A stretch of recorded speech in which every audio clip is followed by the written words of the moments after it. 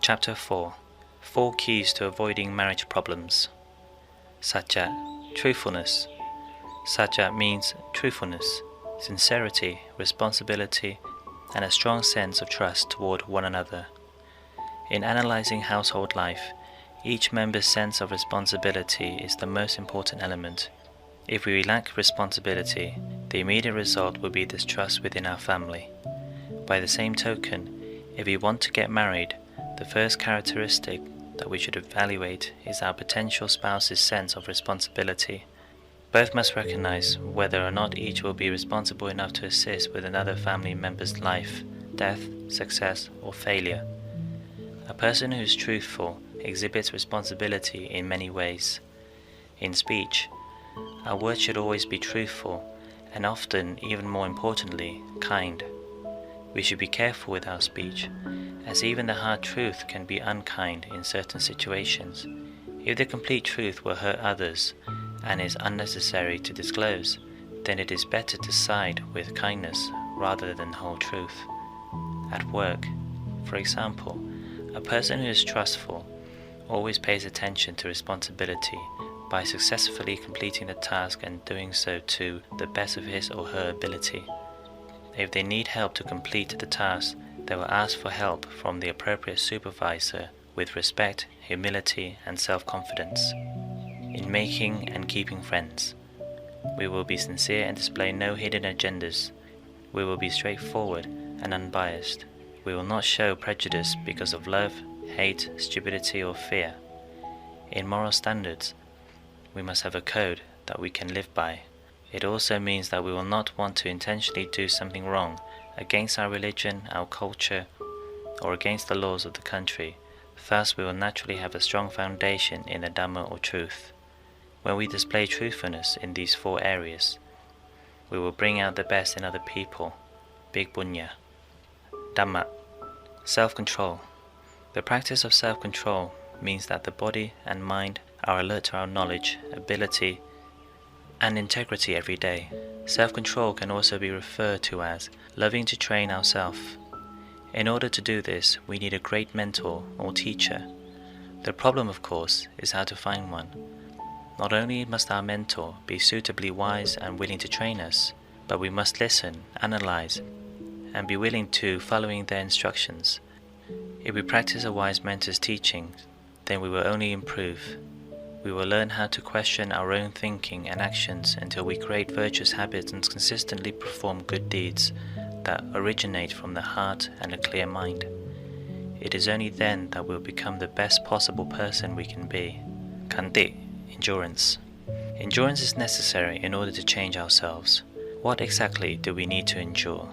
We must endure unfavorable conditions in our physical environment, such as excessive heat, cold, sun, wind, etc. We must also endure personal physical suffering, illness, pain, and old age, without excessively whining or complaining. We must endure interpersonal conflict, which means that we must endure the defilements of other people around us. We must accept the fact that we have weaknesses, as our unmet desires often lead to dissatisfaction, sadness, anger, or loss. Weaknesses, both personal and interpersonal, create unavoidable conflict. If we always seek to avoid conflict with ourselves or with others, then we should analyze our own weaknesses and think twice before choosing a spouse. Without addressing our weaknesses, conflict can occur at any time. For example, prenuptial agreements can create stress and conflict because couples are prearranging a possible separation. Additionally, if there are in-laws heavily involved in our relationship, we will have to endure conflicts from them as well. No matter how good a relationship is, we will inevitably encounter conflict. Of course, it is better to resolve any weakness we think we might have prior to our marriage. It is like tongue and teeth. They always bump into each other.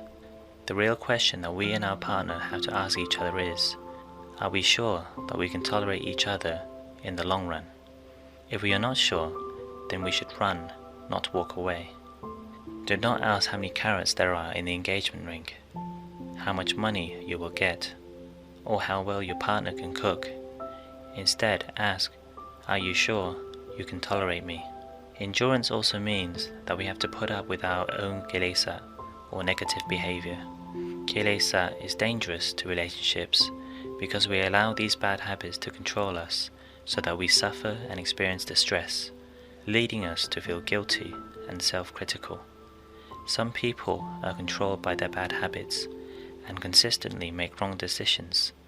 In the end, they will no longer have any sense of right or wrong, morality or ethics, and may continue their bad habits until they develop possible addictions, which are even more difficult to correct. Abhayamukha is the word for the roads that we use when we allow bad habits to rule our life. The people we know while we travel this bad habit road may not be healthy for us because they may be spreading their bad habits out to us as well. The kilesa in their own mind control them until they become slaves to it. Because kilesa affect good habits, our family's health and stability depends on training ourselves too. 1. Control the bad habits within ourselves and prevent them from influencing others. 2. Resist the temptations of drinking alcohol, gambling, lazy work habits, interpersonal power struggles, harmful nightlife, and exotic entertainment. If we practice self-control in these areas, then our family's interpersonal relationships will be more stable and our own personal minds will strengthen. By doing this, we will increase the chance of stabilizing our financial situation. If everyone in our family can teach themselves to have endurance in these areas, then everyone's individual habits will improve and the family's financial situation will stabilize. Good people will be in our life and unhealthy people will stay away. Jaka, sacrifice. Sacrifice means charity, and it means compassion. We need to be willing to sacrifice material objects, comfort, and our own emotions. Sacrifice within the family means being generous, and it means placing our own family ahead of ourselves. This is not an easy thing to do. Our marriage is dependent upon the sacrifice that we and our partner are willing to give to one another. If there is no sacrifice, then our family environment cannot be supportive. If our family does not practice charity and compassion for the benefit of one another, and instead takes advantage of each other, our family will disintegrate. In other words, as a family, we must think more about the overall happiness of each family member rather than our own individual happiness.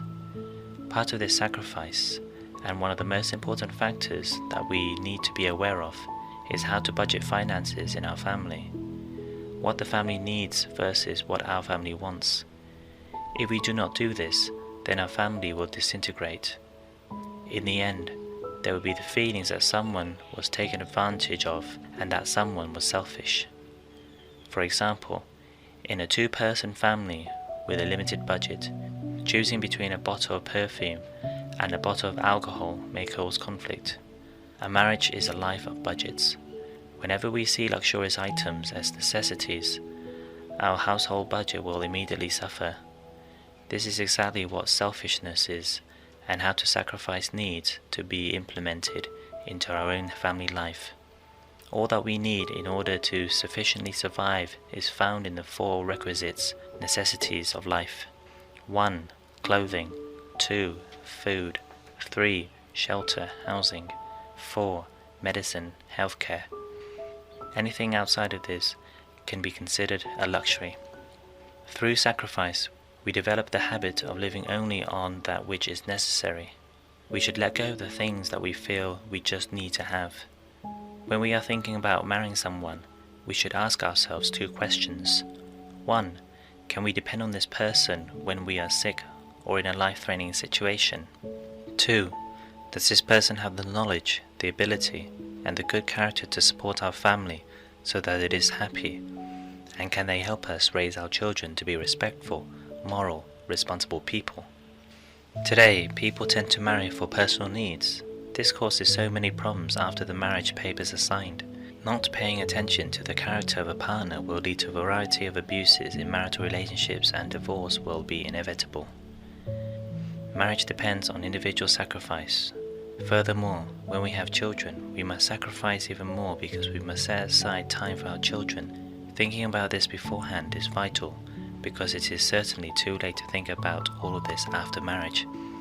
Marriage, then, is not just about physical enjoyment, having fun, external beauty, or raising one's social status. It is about supporting our partner in mind and body. It is about character and sacrifice, caring for each other physically, including wise financial spending on household necessities and sharing, and mentally, consideration, support in times of crisis, honesty, lead to a healthy marriage and family life. Truthfulness, self-control, endurance, and sacrifice are at the heart of a healthy family life.